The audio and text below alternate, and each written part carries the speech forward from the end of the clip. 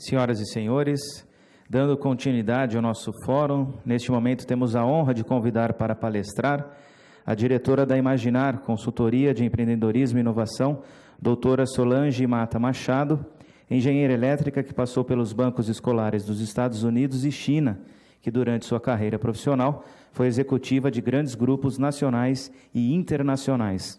Doutora, a tribuna é da senhora.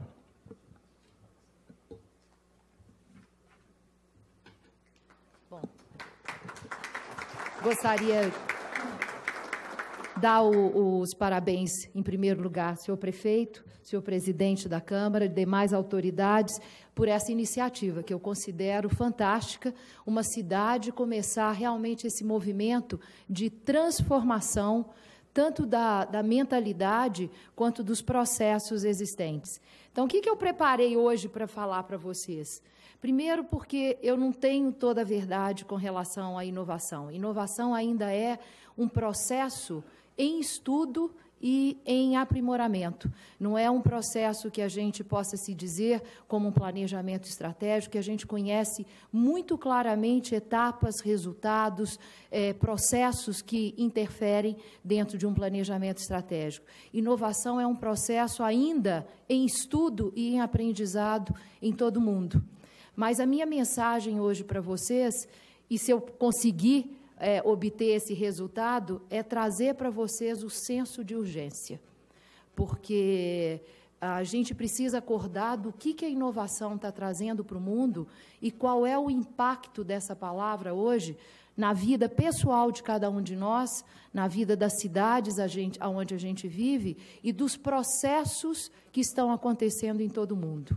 A gente ainda está muito limitado na forma que a gente pensa dentro dos nossos pequenos universos, enquanto lá fora a gente está vendo um grande movimento de transformação que acompanha e é o fruto da palavra inovação. Então, hoje o meu grande objetivo é trazer esse senso de urgência e eu dividi a minha palestra em 3 momentos.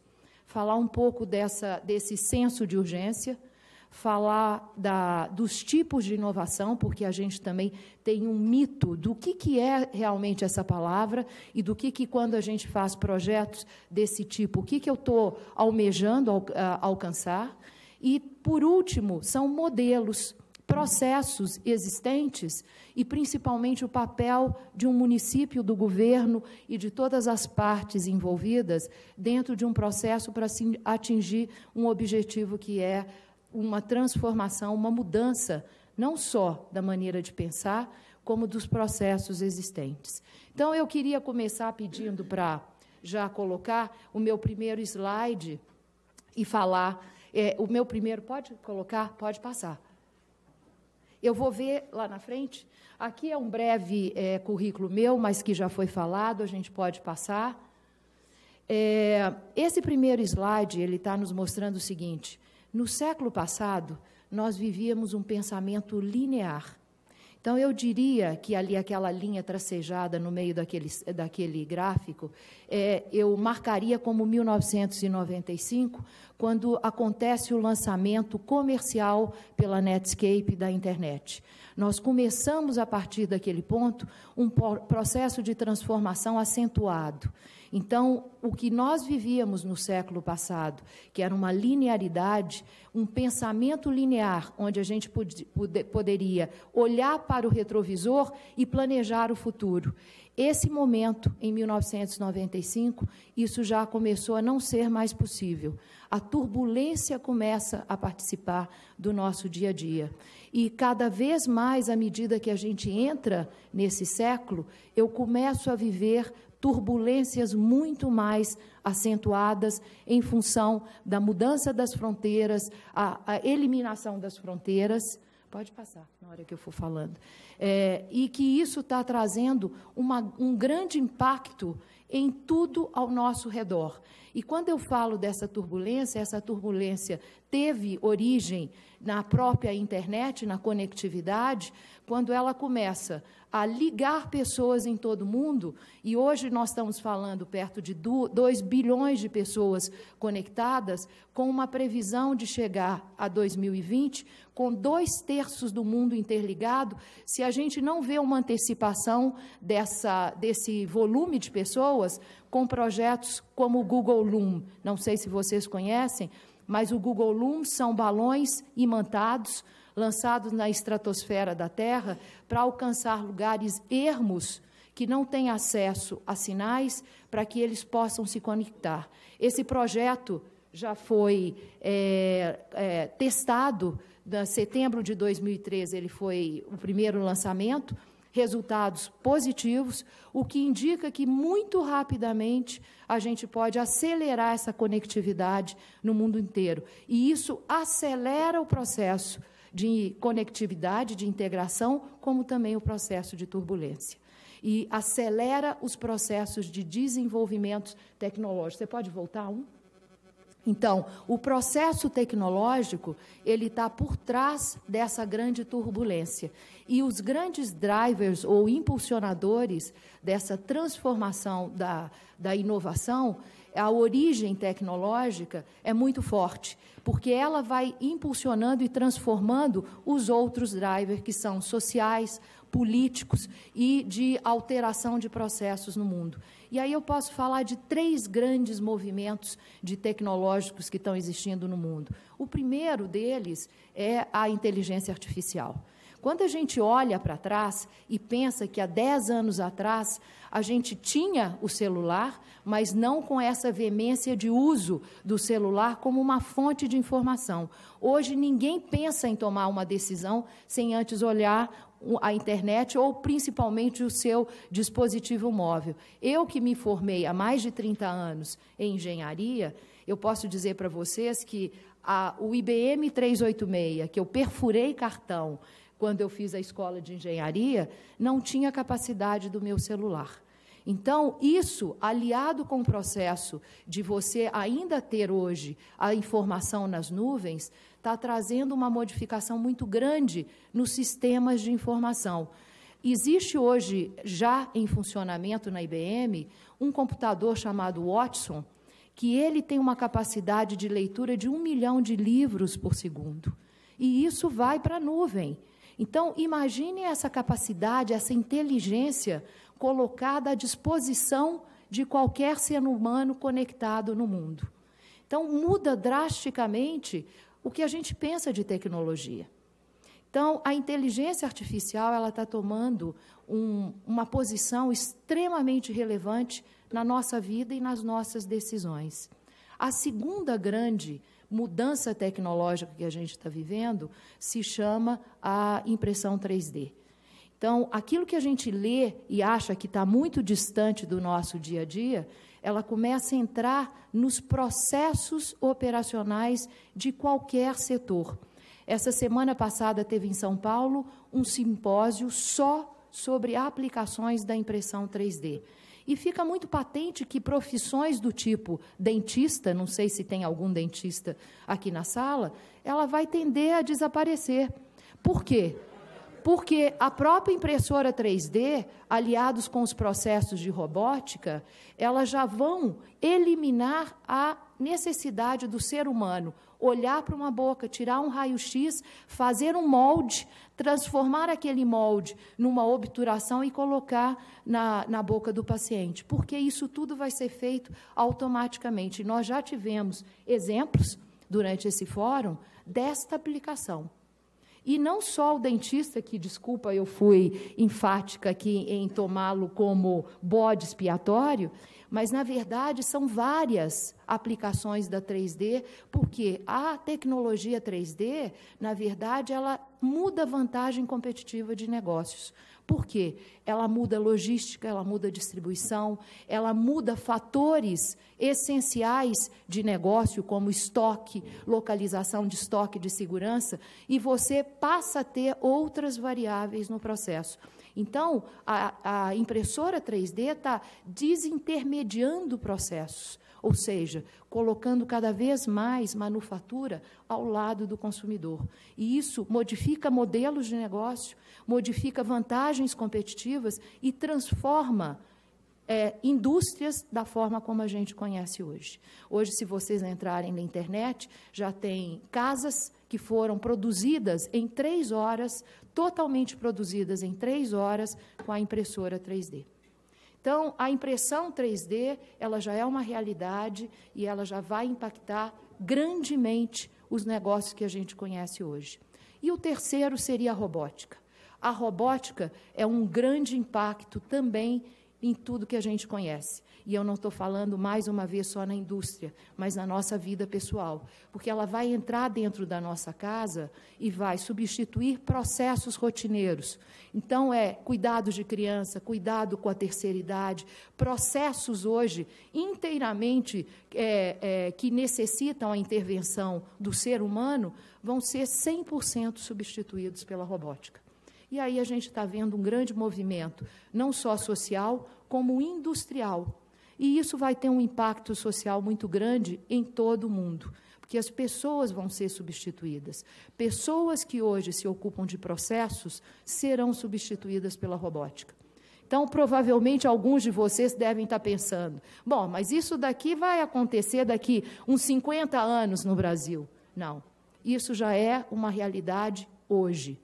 Então, a gente não pode pensar que isso não vai acontecer nem aqui, nem no Brasil e nem no nosso continente, porque se acontecer em qualquer lugar do mundo, pela conectividade, ela acontece no dia seguinte aqui também. Então, essas 3 realidades, elas vão mudar drasticamente o cenário tecnológico que a gente vive. E a gente precisa acordar para essa mudança, porque ela vai acontecer e vai mudar a forma como eu atuo hoje. Por favor. Esse senhor que está nessa foto, ele se chama Ray Kurzweil. Ele é um grande pesquisador, um futurista, e simplesmente o que eu antecipei, ele corrobora nas suas pesquisas.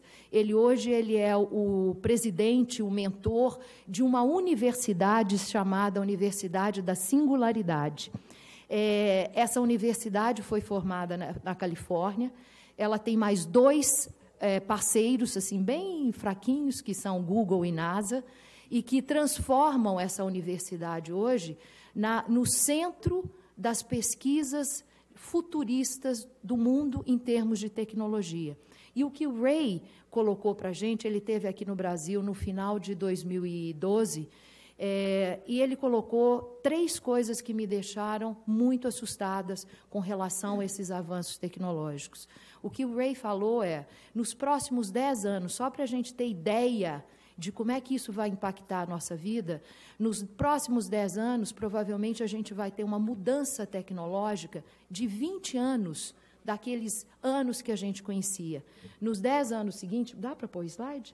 Nos 10 anos seguintes, a gente vai ter mais 40 anos de mudança em termos tecnológicos que a gente conhecia.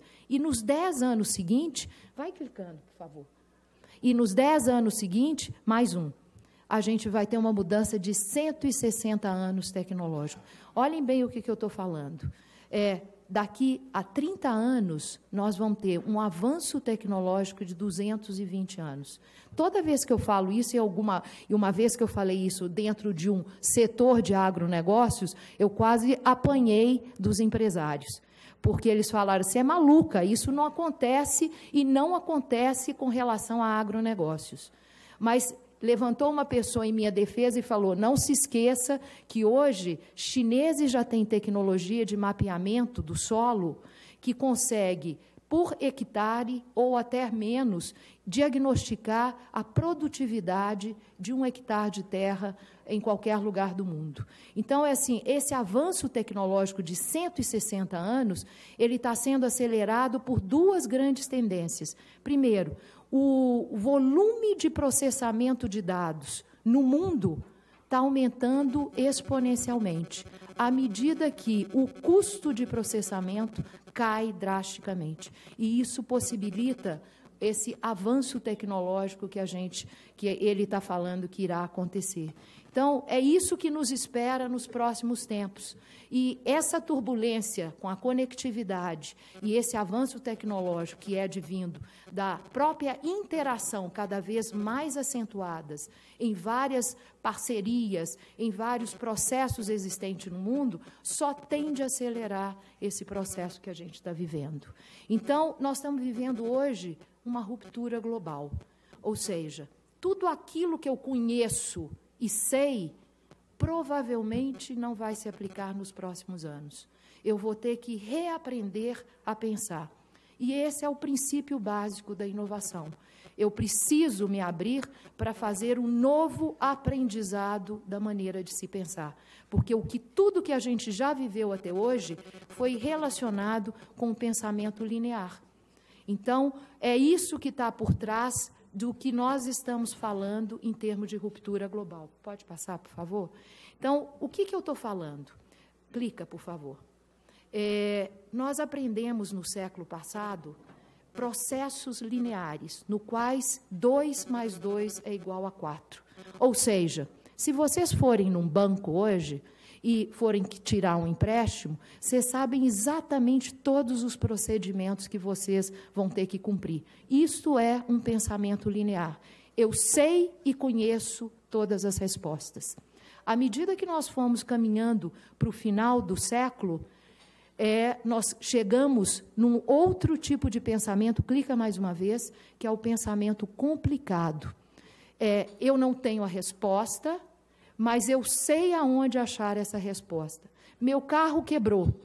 Eu não sei consertar meu carro, mas eu sei, se eu levar num especialista, eu vou achar a resposta para a minha solução. E esses foram os problemas que a gente começou a vivenciar mais perto da virada do século.